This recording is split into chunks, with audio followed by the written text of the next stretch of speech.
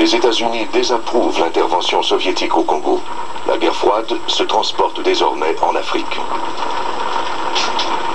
The United States deplores the unilateral action of the Soviet Union in supplying aircraft and other equipment for military purposes to the Congo, thereby aggravating an already serious situation which finds Africans killing other Africans. S'il n'y avait pas la guerre froide, il n'y aurait pas eu tout ça.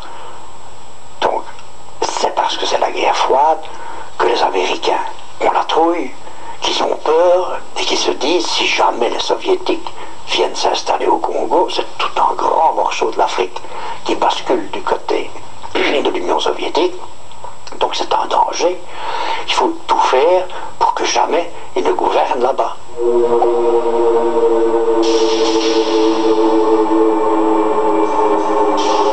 Au mois d'août, la direction de la CIA envoie un télégramme à son directeur régional en poste à Léopoldville qui dit « Sa destitution devient notre objectif principal et doit s'effectuer de façon urgente. Il s'agit de la grande priorité de nos activités secrètes. » J'ai expliqué que nous pourrions utiliser une carabine pour faire le travail. Peut-être même une carabine équipée d'une lunette de visée. Aux États-Unis, un scientifique travaillant pour la CIA reçoit l'ordre de recueillir du matériel biologique qui pourrait être utilisé pour assassiner un dirigeant africain non identifié. Au début du mois de septembre, les troupes de Lumumba reprennent le contrôle de la province du Kasaï, mais leur assaut contre le Katanga échoue.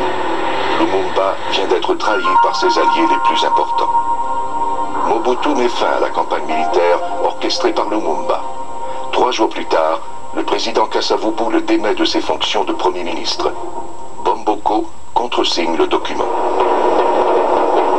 Nous avons évoqué, conformément à l'article 22 de la loi fondamentale, le Premier ministre, M. Patrice Lumumba. Scandalisé, Lumumba renvoie Kasavubu, mais il s'agit d'un geste inutile.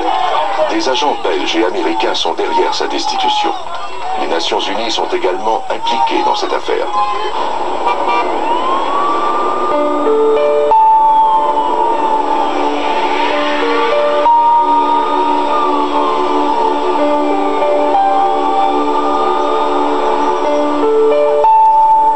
Après leur rédaction, les câblogrammes envoyés par Hammarskjöld au sujet du Congo sont rendus publics. Ludo De Witt est le premier chercheur à les consulter.